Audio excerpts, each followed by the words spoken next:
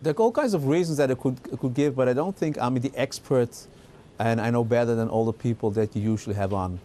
I work with these cycles and I work with price levels, and I say markets don't move at random, so you can exactly know when there's a top and when there is a level that is reached. I just want to give a general idea. For the last maybe 200 years, the market goes up like 8–9% a year. Everybody seems to know that.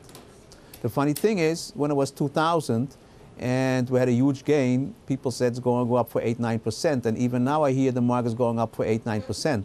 What I forget to mention to you is that if you look at the average of 7–8%, we're about 40–45% above the average. So in order to get back to the 7–8% average a year, you have to go down 40%. And I always wonder why people say the market goes up 7–8% a year. They say that even it's not relevant from how much we're up already. Mm-hmm. So looking at that in history, then we have much lower to go. That's only one reason. Mm-hmm. The second thing is that in 2013, my cycles are turning down, and they're down into the end of 2017. The level of 5,000 came up because the New York Times once wrote an article about Prechter, and he said the market goes to 1,000, and then they called me up and says, what do you think? So I calculated, says I don't come to 1,000, I come to 5,000. Well, how do you calculate 5,000? You said you calculated and you got to 5,000. How'd you do that?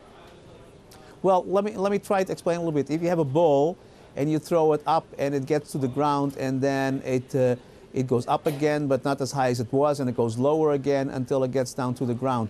So if you take a big move down from 2000, and then you get back up to 2007, and you go down to 2009, you get up to 2013, it's like a ball that gets up and down, and then you can calculate if it comes down again, how low it will go. So if these predictions come true, you're basically forecasting an incredibly poor economic environment. I mean, that would rival what we saw back in 2008. Yes, well, I think the second half of the year will be reasonably good, maybe GDP of 2%. And then the cycle tops again. What I mean is cycle tops again. You have economic expansion that takes a couple of years, 3–4 years, and then that's over. And the problem is that this time we started from very low, so we didn't get very far. So we start going down from a reasonable average level, not from a high GDP level, so which means is we have to go down. Charles, sometimes when we talk big picture, it's tough to understand cycles. So I tell you what, let's drill down and make it easy with a stock everybody knows, Apple. When you look at Apple, what do you see? Talk us through that from a cycle analysis point of view. Well, what you see here on top, you see the Apple price. On the bottom, you see my cycle. And we had a price target of 707, 708, and we went short at 707, 708. We covered around 500, the shorts. But as you see on the bottom, the cycle is still down. So all these blips that you see and people trying to look for the low didn't work. Why? Because the cycle is still down. So you cannot change the cycle. Mm-hmm. So only when the cycle bottoms will it start going up a little bit. Where do you see where do you see Apple bottoming out? Well, we said it can still go to 360. That was the original target. We didn't stay short all the time because the first target was in the 500 level, and it was nice, you know, to cover our 500. Mm-hmm. And we told people, don't go long, don't go bottom fishing. The cycle is still down, and we can go as low as 360.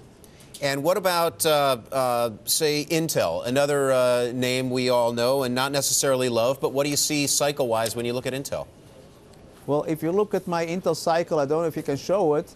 You see that the cycle topped right together with the high in Intel, and then there was a low, and it's bouncing a little bit, and maybe has 1 or 2 more weeks, as you see, approaching the next cycle top. So don't expect much from Intel. This is just a bounce caused by the cycle bottoming, and soon we have a cycle top again, and we will see lower prices. But it sounds like it's not just Intel, it's semis in general that you're worried about.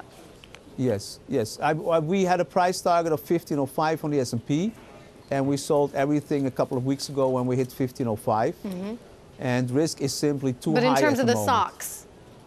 The stocks, as you see here, is still on a buy signal. But here also, if you look on the bottom, you see that in a couple of weeks, it's approaching a cycle top. So the risk also in the stocks will be very high in a couple of weeks. So it's a risky market.